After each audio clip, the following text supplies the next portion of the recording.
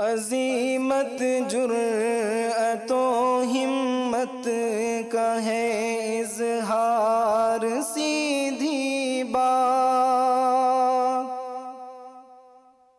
روایات صحافت کا علم بردار، سیدھی بات۔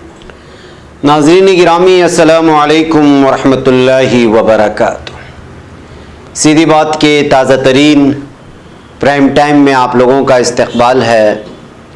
ناظرین گرامی، میں انصار عزیز ندوی اس وقت کے ایوننگ پرائم ٹائم میں آپ لوگوں کے سامنے کچھ اہم ترین خبریں اور اس پر تبصرے، کچھ وائرل تصاویر کے حوالے سے تنقیدی تبصرے لے کر کے حاضر ہوا۔ ناظرین، میں آپ کو بتاؤں گا کہ کس طرح ایک مرتبہ پھر محبوبہ مفتی نے نوکری نہ ملنے پر جموں کشمیر کے نوجوان بندوق اٹھائیں گے کہہ کر کے تنازع کا شکار ہو گئے۔ میں آپ کو یہ بتاؤں گا کہ کس طرح سے ایک طرف ارنب گوسوامی کو لے کر کے ہندوتوا بریگیڈ پوری طرح سے پیچھے ہیں، تو وہیں پر تمل ناڈو میں ایک 29 سالہ صحافی کی چنائی میں ایک رپورٹنگ کرنے کی وجہ سے قتل کر دیا جاتا ہے۔ ادھر میں آپ کو لے چلوں گا جو بائیڈن کی جانب کی کس طرح وہ اس وقت حکومت سازی کی تیاری کر رہے ہیں۔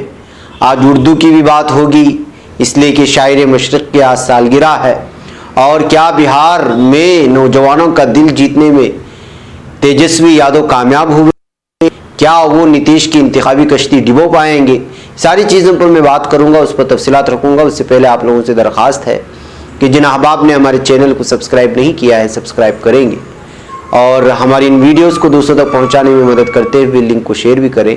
ادارے کو مضبوط کرنا آپ لوگوں کی ذمہ داری ہے، دوسرے لوگوں تک سیدھی بات کے پیغام کو عام کرنے میں ہرگز کوتاہی نہ برتیں۔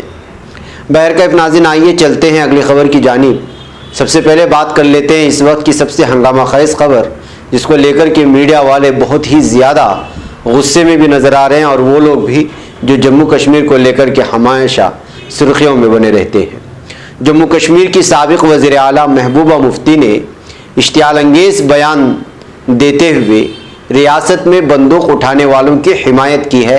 اس طرح بہت سارے اخبارات اس وقت سرخیاں لکھ رہے ہیں اور خبروں میں تفصیلات پیش کر رہے ہیں۔ محبوبہ مفتی نے آج اپنے تازہ بیان میں کہا ہے کہ جب نوکری نہیں ہوگی تو یہاں کے لڑکے، یہاں کے نوجوان بندوق ہی تو اٹھا پائیں گے، بندوق ہی اٹھائیں گے۔ ریاست میں اس وقت سیاسی زمین کیا ہے اور کس طرح سے بی جے پی پوری طرح سے آرٹیکل 370 کو ہٹانے کے بعد نئے نئے قوانین جو لا رہی ہے، وہ ہم تمام لوگوں کے سامنے ہے۔ ایسے میں جموں کشمیر کے تمام سیاسی پارٹیاں ایک ہی پلیٹ فارم پر جمع ہو کر کے پوری طرح سے 370 کے خلاف بھی کھڑے ہوئے ہیں، اور بہت ساری چیزیں جو اس وقت جموں کشمیر کے خلاف وہ محسوس کرتے ہیں اس کے خلاف آواز بلند کر رہے ہیں۔ آرٹیکل 370 ڈوگرا کلچر کو بچانے کے لیے تھا۔ خود وہ ملک کا جھنڈا ہو یا جموں کشمیر کا جھنڈا، وہ ہمیں آئین نے دیا تھا، بی جے پی نے ہم سے وہ جھنڈا چھین لیا ہے۔ انہوں نے مزید کہا کہ آج ان کا یعنی بی جے پی کا وقت ہے، کل ہمارا وقت آئے گا، ان کا بھی ٹرمپ والا حال ہوگا۔ بارڈرز کے راستے کھلنے چاہیے، جموں کشمیر دونوں ملکوں کے درمیان امن کا پل بنے، ہمارا جھنڈا ہمیں واپس دو، ہم الیکشن متحد ہو کر لڑیں گے۔ جموں کشمیر کے ٹکڑے کر دیے گئے ہیں، ان طاقتوں کو دور کرنے کے لیے ہم نے ہاتھ ملایا ہے، یہ کہتے ہوئے جو ساری کی ساری سیاسی پارٹیاں اس وقت ایک جٹ ہو گئی ہیں جموں کشمیر میں 370 کو ہٹانے کے بعد، اور بہت ساری چیزیں یہاں پر جو ہے ہٹانے کے بعد، اور اس طرح کے بیان کے بعد ایک مرتبہ پھر محبوبہ مفتی نے یہ کہہ دیا ہے کہ اگر وہاں کی نوکریوں کو چھین لیا جاتا ہے، نوجوانوں کو ان کی زمین سے ہٹا دیا جاتا ہے، تو پھر ظاہر سی بات ہے کہ نوجوانوں کے ہاتھ میں پستول ہی آئیں گے، بندوقیں آئیں گے۔ بہرکیف ناظرین، ایک اس وقت بہت زیادہ وائرل ہو رہی ہے یہ خبر بھی اور یہ تصاویر بھی اور یہ بیان بھی، دیکھتے ہیں کہ کس طرح کا سچویشن پیدا ہوتا ہے آگے جا کر کے۔ ناظرین، آئیے میں آپ کو بات کرتا ہوں ارنب گوسوامی کو لے کر کے آج 2 فیصلے اس کے خلاف آئے۔ ایک ریپبلک اور ٹائمز ناؤ سے آج عدالت نے یہ جواب مانگا ہے اور ان سے کہا ہے کہ لوگ اب نیوز چینلوں سے خوفزدہ رہنے لگے ہیں۔ جی ہاں، نیوز چینلوں پر خبروں کی سنسنی خیز انداز میں پیش کیے جانے پر عدالتی سختی بڑھتی جا رہی ہے۔ دہلی ہائی کورٹ نے پیر کے روز چینلوں سے نیوز رپورٹنگ پیمانوں میں اصلاح کرنے کے لیے کہا۔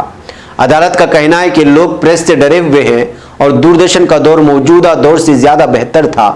جسٹس راجیو شکدر نے اس تعلق سے واضح لفظوں میں کہا کہ لوگوں میں پریس کے بارے میں ڈر پھیل گیا ہے، یہاں تک کہ اگر بڑی ہستیوں کی پرائیویسی کا ایشو کمزور بھی کرے تو بھی آپ یعنی نیوز چینل ان کی پرائیویٹ زندگی کو پبلک سیکٹر میں نہیں کھینچ سکتے۔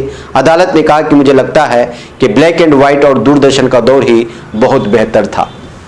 عدالت نے آج یہ بھی کہا کہ آج کل جس طرح کی نیوز رپورٹنگ ہو رہی ہے، اس طریقے کو بدلنے کے نظام کے بارے میں بھی نیوز چینلوں سے سوال کیا۔ اس نے پوچھا یہاں تک کہ ہنرمند اور تعلیم یافتہ دماغ بھی اس طرح کی غلط رپورٹنگ سے متاثر ہوتے ہیں، آپ ہمیں بتائیں کہ ہمیں اس کا حل کیسے نکالنا چاہیے۔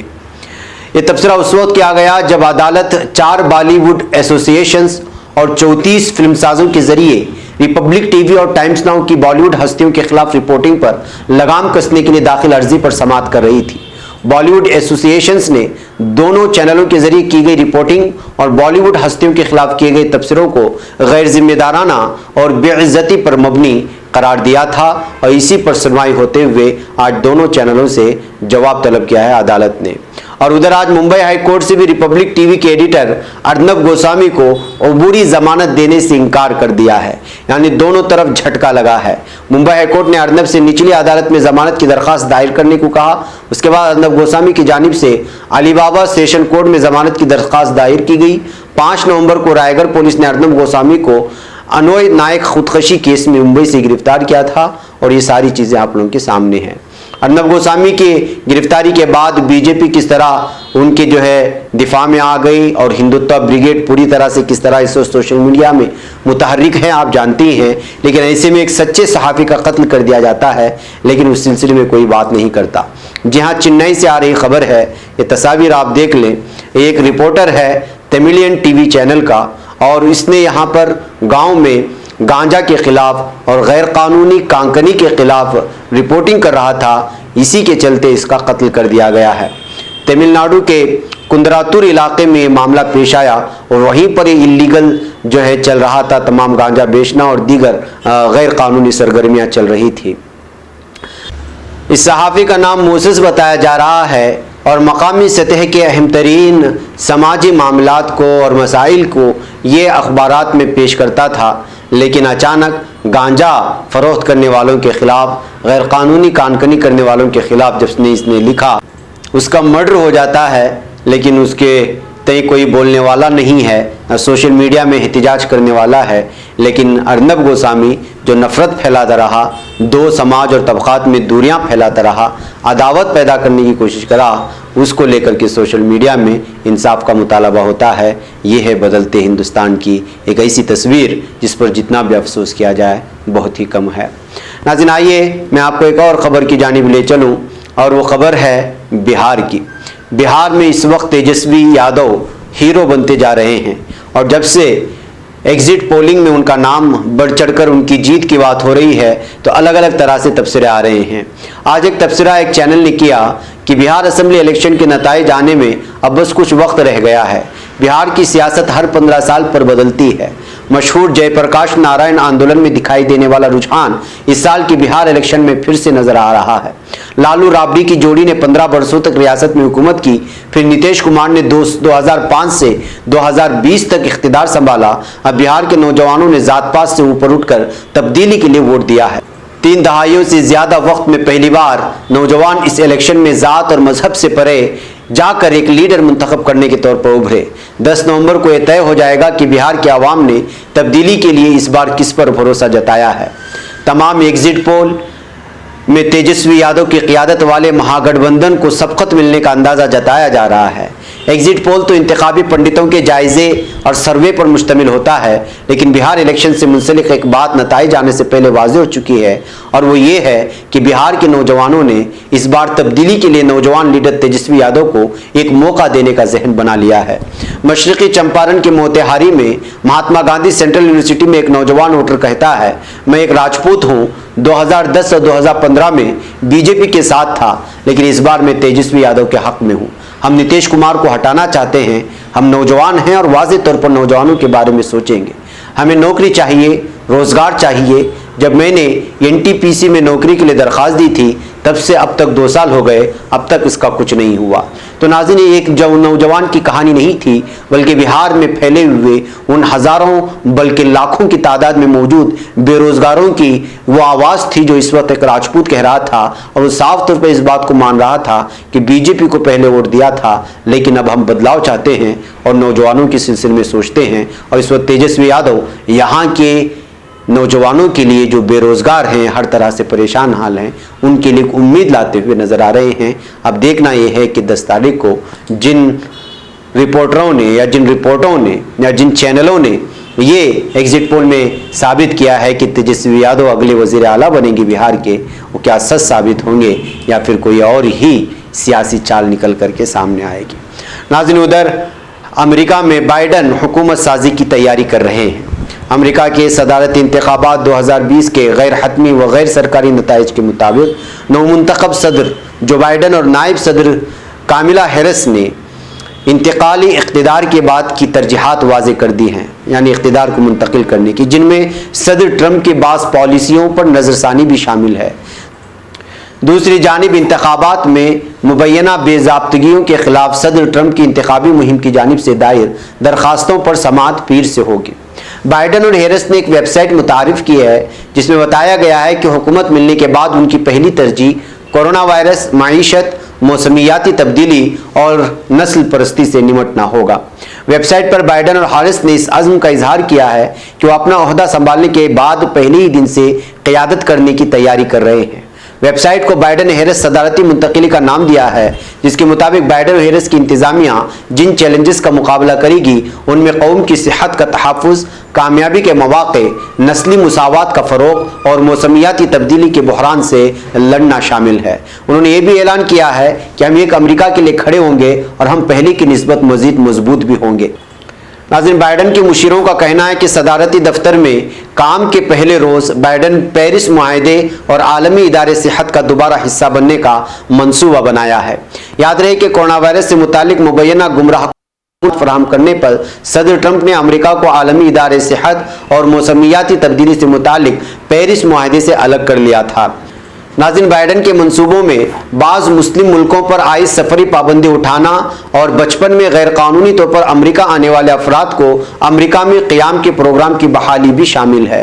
یہ وہ سب سے اہم ترین فیصلے ہوں گے بائیڈن کے، اگر انہوں نے واقعی میں اس قدم کو اٹھایا جس کی وجہ سے سوچا جا رہا تھا اور مختلف قسم کے تبصرے بھی لائے جا رہے تھے، جبکہ جو بائیڈن کو لے کر کے الگ الگ طرح کے تبصرے اس لیے بھی سامنے آ رہے ہیں کہ وہ اس وقت اسرائیل کا منصوبہ یعنی کہ گریٹر اسرائیل کو مکمل کرنے کے لیے ہی ان کو لایا گیا ہے۔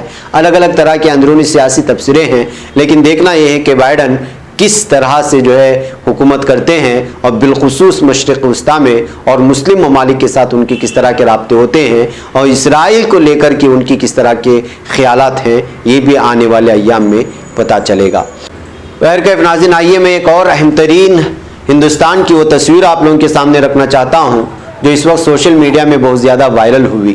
ایک طرف ایشوریا وہ طالبہ ہے جس نے آج خودکشی کر لی صرف اس وجہ سے کہ اس کے پاس پڑھنے کے لیے لیپ ٹاپ نہیں تھا اور اس کے پاس انٹرنیٹ کی صحیح سہولیات نہیں تھی اور اس کے گھر والے اس کو اس کا بوجھ نہیں اٹھا سکتے تھے، اور یہ ٹاپر اسٹوڈنٹ تھی اور یہ LSR کی اور دلی میں اس نے سوسائڈ کیا، اور اس نے اپنے سوسائڈ نوٹ میں یہ کہا کہ اس کا سوسائڈ کرنے کی اصل وجہ غربت ہے اور وہ تمام ضروریات ہے، وہ سہولیات ہے جو وہ اٹھا نہیں سکتی جس کا بار یا اس کے خاندان والے، کیونکہ اس کے پاس نہ لیپ ٹاپ ہے اور نہ صحیح طور سے وہ تعلیم حاصل کر سکتی ہے۔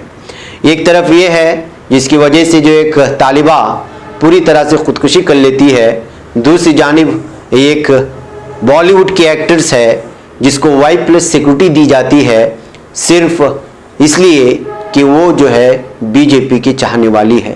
یہ کہتے ہوئے یہ تمام دونوں تصویریں شیئر کر کے ہندوستان کی ایک نئی تصویر لوگوں کے سامنے پیش کرتے ہوئے ایک بہت بڑا پیغام آج سوشل میڈیا میں دینے کی کوشش کی گئی کہ یہ ہے بدلتا ہندوستان۔ ناظرین گرامی، آئیے آخر میں آج بات کرتے ہیں اردو کی۔ ہمارا چینل اردو زبان میں چلتا ہے اور آج شاعر مشرق علامہ اقبال رحمۃ اللہ علیہ کا جنم دن ہے، ان کی سالگرہ ہے، اور اس کو یوم اردو کے نام سے بھی یاد کیا جاتا ہے۔ ایسے میں اگر اردو کے سلسلے میں بات نہ ہو اور ان کا تذکرہ نہ ہو تو پھر جو ہے ان کے ساتھ ناانصافی ہوگی۔